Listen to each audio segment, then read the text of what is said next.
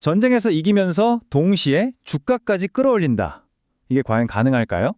이 불가능해 보이는 두 마리 토끼를 잡기 위해서 트럼프 행정부가 이란을 상대로 어떤 전략을 썼는지 오늘 그 아주 대담하고 위험한 계획의 핵심을 한번 들여다보겠습니다.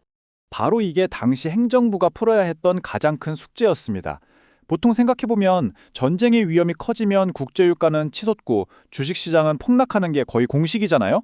그런데 어떻게 이 공식을 깨고 지정학적인 승리랑 경제적인 안정, 이 두 가지를 동시에 손에 넣을 수 있을까요?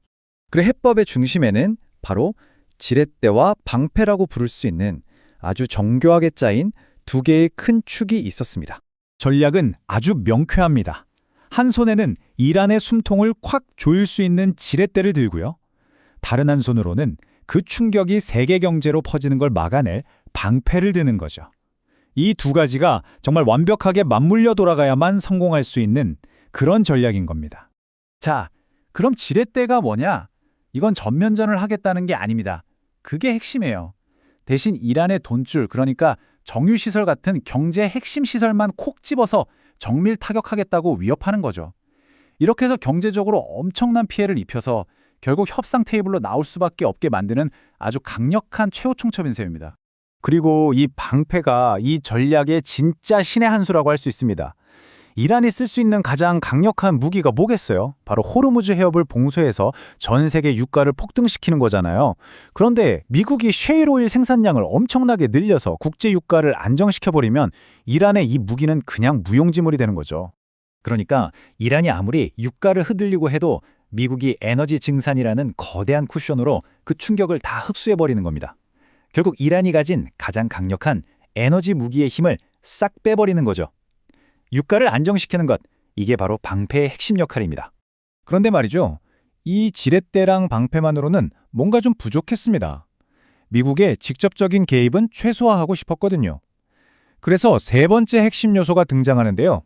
바로 지역 안보의 책임을 동맹국들한테 넘기는 이른바 안보 외주화 전략입니다.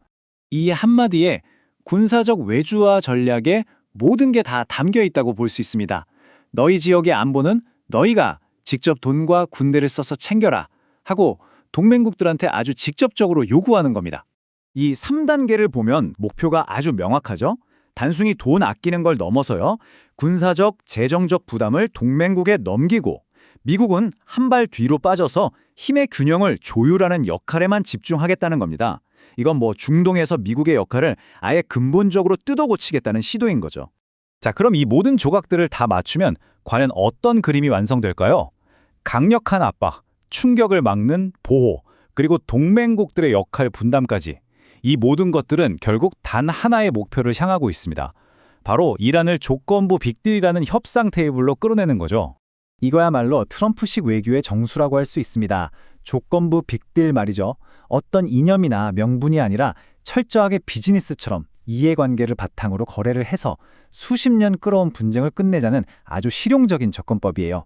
이 거래의 조건을 보면 정말 놀라울 정도로 명확하고 간단합니다. 이란은 호르무즈 해협을 완전히 열어서 안전을 보장해라. 그럼 그 대가로 미국은 당신들 정권의 생존을 보장해주겠다. 철저한 기브앤테이크 방식인 거죠. 결국 이 모든 전략은 마치 하나의 깔때기처럼 작동하는 겁니다. 군사적인 충돌이나 경제적인 고립 같은 다른 모든 선택지를 다 막아버리고요. 이란이 갈 수 있는 유일한 길을 딱 하나, 이 협상 테이블로만 열어두는 거죠. 전면전은 피하면서 원하는 걸 얻어내겠다는 계산입니다. 이 표를 보시면 네 가지 전술이 어떻게 톱니바퀴처럼 맞물려 돌아가는지 한눈에 보이죠? 동맹국들이 앞에서 방패 역할을 하고 미국은 에너지 방패 뒤에서 정밀 타격이라는 칼을 이란의 목에 겨누는 겁니다.